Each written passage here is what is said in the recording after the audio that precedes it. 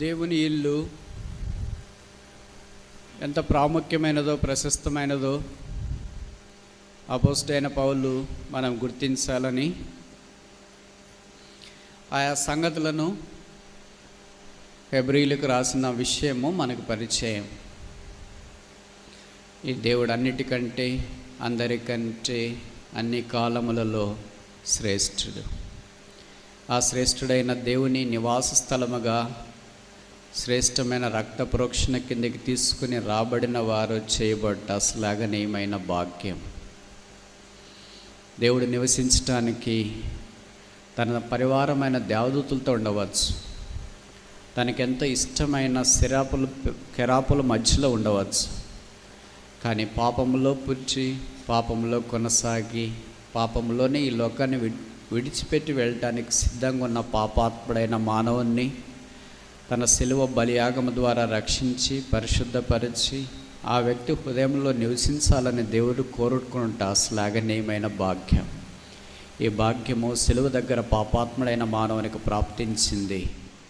ఆ కారణాన శిలువ మానవునికి సమున్నతమైన ఆశీర్వాదాన్ని తీసుకొని వచ్చింది. శిలువకు వెలపట ఈ ఆశీర్వాదాన్ని, ఈ దేవుని ఇంటి స్థానాన్ని, దేవుని గృహాన్ని, దేవుని నివాస స్థలాన్ని మనం ఆలోచించలేం, ఊహించుకోలేం, గ్రహించుకోలేం.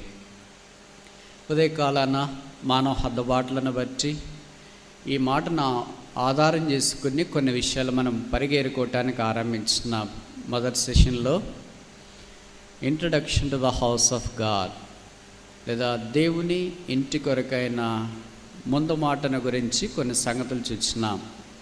రెండవ సెషన్లో redeemer in the God's house, దేవుని ఇంటిలో ఉన్న దేవుడు లేదా విమోచకుడు యేసు ప్రభువుని గురించి కొన్ని సంగతులు మనము నేర్చుకోవటానికి ఆరంభించినాం. ఈ సాయంకాలము పరిశుద్ధాత్మ దేవుడు సహాయం చేసే కొలది, మీరు అనుమతించే కొలది దేవుని ఇంటిలో ఉన్న ఇంకొక విషయాన్ని మనం చూడటానికి ప్రయత్నం చేస్తాం. హెబ్రీ పత్రిక 4వ అధ్యాయము 9వ వచనం. హెబ్రీ పత్రిక 4వ అధ్యాయము 9వ వచనం. కాబట్టి దేవుని ప్రజలకు విశ్రాంతి నిలిచి ఉన్నది. దేవుని ఇంట్లో ఉన్న ఇంకొక సంగతి ఏంటంటే rest in the God's house. దేవుని ఇంట్లో విశ్రాంతి లేదా నెమ్మది. దీని గురించి ఈ సాయంకాలము ఒక 5 విషయాలు వాక్యాన్ని ఆధారం చేసుకొని పరిగెరుకోవటానికి ప్రయత్నం చేస్తా. విశ్రాంతి ఎవరికి కావాలి? నెమ్మది ఎవరికి కావాలి? సమాధానం ఎవరికి కావాలి? ఎలాంటి వారి విశ్రాంతిలో ప్రవేశించాలని కోరబడుతున్నారు? భౌతికమైన విశ్రాంతి మానవునికి నెమ్మది లేదా మేలు కలిగించటలేదా? ఇవన్నీ కొన్ని ప్రాథమికమైన ప్రశ్నలు. అవన్నీ మన జీవితంలో పరిపూర్ణమైన ఆత్మ సంబంధమైన విశ్రాంతిలోనికి మనం తీసుకుని వచ్చటం లేదు. అందుకనే దేవుని ప్రజలకు దేవుడు సిద్ధపరిచిన విశ్రాంతి శ్లాఘనీయమైనది.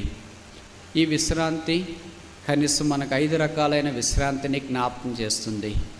మొదటిది, దేవుని ప్రజలైన ఇశ్రాయేలీయులు 430 సంవత్సరాల ఐగుప్తు బానిస బ్రతుకులో ఉన్నప్పుడు 40 సంవత్సరాల అరణ్యంలో నడిచిన తర్వాత కనానుకు చేరారు. అంటే దాదాపు 470 సంవత్సరాల తర్వాత వారి కనాన్లో విశ్రాంతి కలిగింది. ఆ విశ్రాంతి దేవుడు సిద్ధపరిచినదే, అయితే అది భౌతికమైన విశ్రాంతి. ఆ విశ్రాంతి వారికి ఎల్లకాలము విశ్రాంతిలో అనుభవించే వారినిగా చేయలేకపోయింది. రెండవది, దేవుని ప్రజలైన ఇశ్రాయేలీయులు బబులోనుకు 70 సంవత్సరాల బానిసలుగా వెళ్ళారు. ఆ తర్వాత వారిని దేవుడు విడిపించి తీసుకుని వచ్చినాడు. అప్పుడు దేవుని ప్రజలు తిరిగి యెరూషలేములో విశ్రాంతిని అనుభవించినారు. మూడవది, కొత్త నిబంధనలో మనం ప్రవేశించిన తర్వాత లోకంలో రకరకాలైన పరిస్థితులను బట్టి భౌతికమైన విశ్రాంతి పొందటానికి ప్రయత్నిస్తున్నామన్న సంగతి పరిచయం. నాలుగవది, యేసుక్రీస్తు ప్రభు శిలువ ద్వారా విశ్రాంతి. ఐదవది, ఆఖరిది, పరలోక రాజ్యంలో మనం ప్రవేశించిన తర్వాత పొందే విశ్రాంతి. ఈ 5 విశ్రాంతులు మనం చదివిన హెబ్రీ పత్రిక 4వ అధ్యాయము 9వ వచనం మనకు జ్ఞాపం చేస్తుంది, దేవుని ప్రజలకు విశ్రాంతి.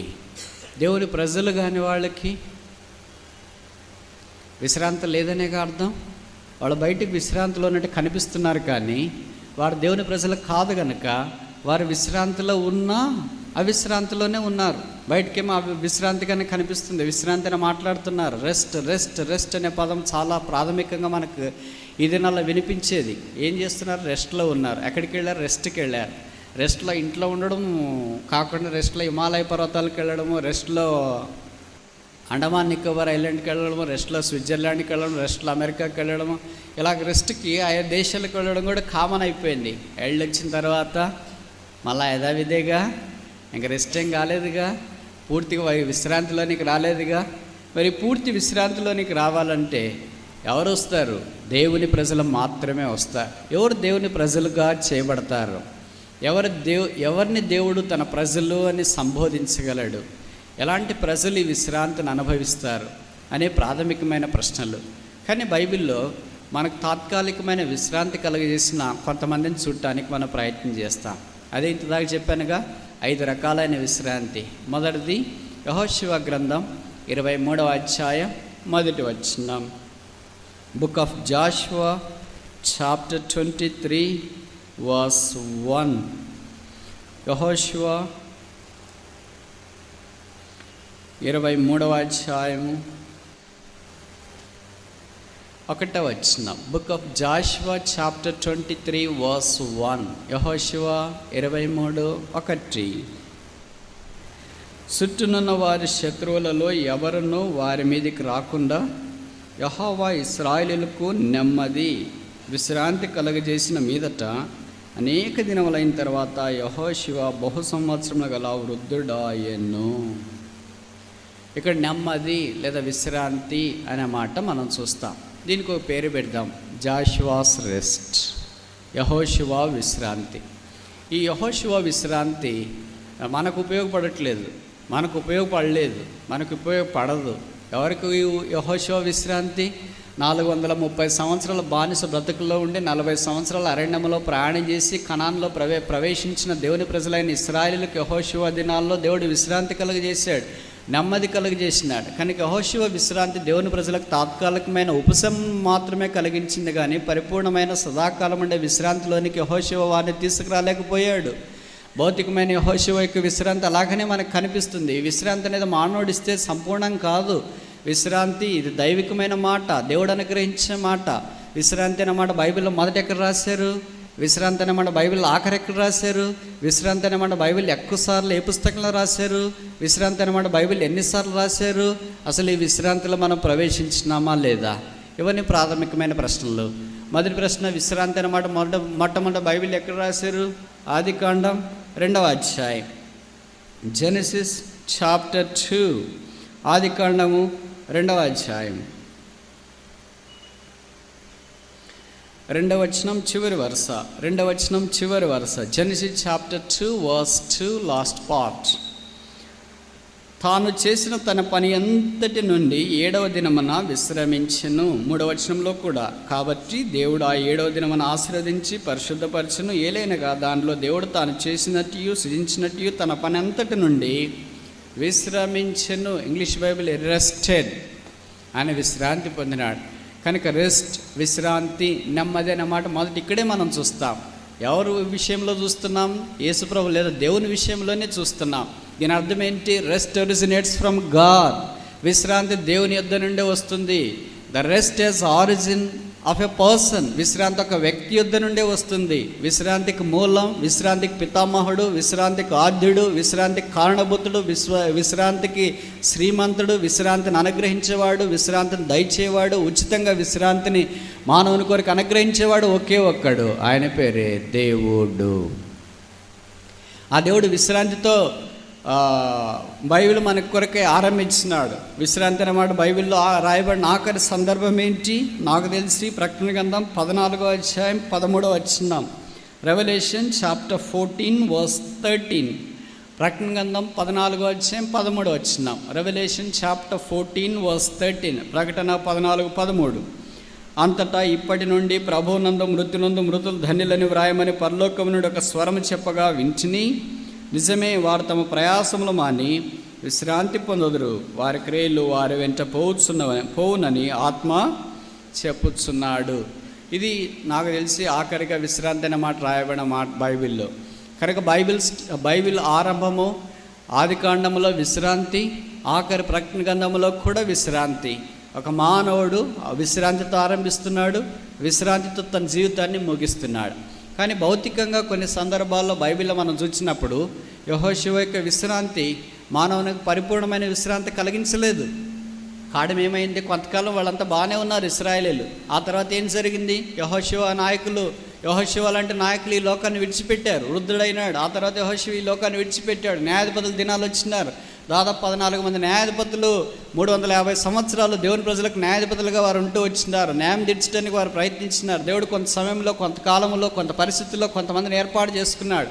వారు న్యాయాధిపతుల గుండి దేవుని ప్రజలకు న్యాయం చేస్తూ వచ్చినారు. కొంతకాలం అయిపోయిన తర్వాత వారు తిరుగుబాటు చేసిన కారణాన్ని బట్టి, లేదా ప్రజలు తిరుగుబాటు చేసిన కారణాన్ని బట్టి దేవుడు వారిని శత్రువులకు అప్పగించినాడు. బైబిల్లో న్యాయాధిపతుల్లో రాయబడిన ప్రాముఖ్యమైన మాట ఏంటంటే, మరలా వారి యెహోవాకు మొరపెట్టగా, మరలా వారి యెహోవాకు మొరపెట్టగా, మరలా వారి యెహోవాకు మొరపెట్టగా యెహోవా వారి మొరని విని వారిని విడిపించుట కొరకై వేరొక న్యాయాధిపతిని పంపించినట్లు న్యాయాధిపతుల్లో మనం చూస్తాం.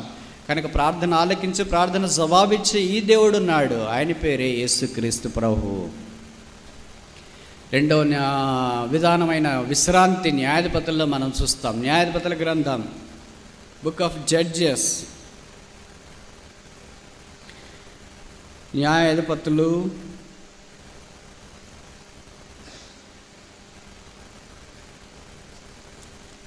3వ అధ్యాయము 11వ వచనం. Book of Judges chapter 3 verse 11. న్యాయాధిపతులు 3వ అధ్యాయము 11వ వచనం. ఇప్పుడు 40 సంవత్సరం దేశము అప్పుడు 40 సంవత్సరం దేశము నెమ్మది పొందెను. అడు తర్వాత కనుజు కుమారుడైన ఒత్నీయేలు మృతి పొందెను. అప్పుడు ఎప్పుడంటే 9వ వచనం. ఇశ్రాయేలీయులు యెహోవాకు మొరపెట్టగా యెహోవా కాలేబు తమ్ముడైన కనజకు కుమారుడు ఒత్నీయేలు రక్షకునిగా ఇశ్రాయేలు కొరకు నియమించి వారిని రక్షించెను. ఇది ఒత్నీయేలు న్యాయాధిపతిగా ఉన్న దినాల్లో. కనుక ఒత్నీయేలు రెస్ట్, ఇది ఒత్నీయేలు నెమ్మది, విశ్రాంతి. ఇది కూడా తాత్కాలికమే, ఇది కూడా కొంతకాలమే. ఇది పరిపూర్ణమైన విశ్రాంతిలోనికి దేవుని ప్రజలైన ఇశ్రాయేలుని తీసుకురాలేకపోయింది. మూడవ విశ్రాంతి ఏంటి?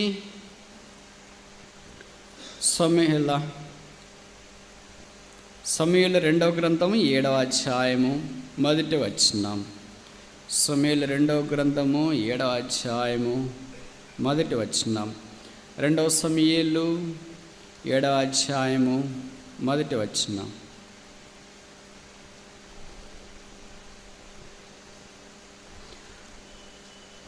సమూయేలు 2వ గ్రంథము 7వ అధ్యాయం 1వ వచనం. 2 Samuel chapter 7 verse 1. యెహోవా నలుదిక్కుల అతని శత్రువుల మీద అతనికి విజయం ఇచ్చి అతనికి నెమ్మది కలగజేసిన తర్వాత అతనికి, అంటే ఎవరికి? దావీదుకు. David's rest. ఇది దావీదు ద్వారా దేవుడు తన ప్రజలైన ఇశ్రాయేలులకు కలిగించిన రక్షణ. దావీదు చాలా దేవుడికి ఇష్టమైన వాడు, హృదయానుసారుడు, దేవుని మాట వినేవాడు, దేవుని ఆజ్ఞ చొప్పున దేవుని ప్రజలను పరిపాలించడానికి సిద్ధపడినవాడు, దేవుని అభిషేకం కలిగినవాడు, దేవునితో విచారణ చేయటానికి మనస్సు కలిగినవాడు, దేవుని కార్యంలో ముందుకెళ్ళటానికి ఇష్టపడినవాడు. ఇలాంటి దావీదు ద్వారా దేవుడు కొన్నిసార్లు లేదా కొంతకాలము దేవుని ప్రజలైన ఇశ్రాయేలులకు విశ్రాంతి దయచేసినాడు. మనం ఆరంభం నుండి గమనిస్తే దేవుడు మానవుని విశ్రాంతిలోనికి తీసుకురావాలని తలంచినాడు. ఆయన విశ్రమించినాడు. దానికి ఒక పేరు పెట్టినాడు, విశ్రాంతి దినము. ఇప్పుడు కూడా కొన్నిసార్లు అంటంగా విశ్రాంతి దినము అని. విశ్రాంతి దినం ఏ దినము? ఆదివారమా, సోమవారమా, మంగళవారమా, బుధవారమా, గురువారమా, శుక్రవారమా, శనివారమా, ఆదివారమా? సోమవారమా? వెరీ గుడ్, చాలా బాగా చెప్తాం గోదావరి వాళ్ళు. విశ్రాంతి దినం ఆదివారం కాదు, విశ్రాంతి దినం శనివారం. కొంతమంది ఆదివారం ఆరాధన చేసేటప్పుడు అంటారు, ప్రభువా పోయిన విశ్రాంతి దినం నుండి ఈ విశ్రాంతి దినం దాకా నన్ను కాపాడినందుకు స్తోత్రాలు అని. ఎవరు చెప్పారు ఆదివారం విశ్రాంతి దినం అని? నువ్వే అనుకుంటున్నావు నీకు తెలిసిన ఇడుముడి జ్ఞానం చేత. విశ్రాంతి దినం శనివారం, విశ్రాంతి దినం ఆదివారం కాదు. 7వ దినమైన ఏ దినము? మొదటి దినం ఏంటి?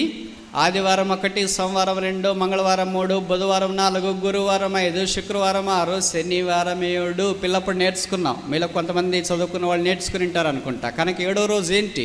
శనివారం. విశ్రాంతి దినం శనివారం.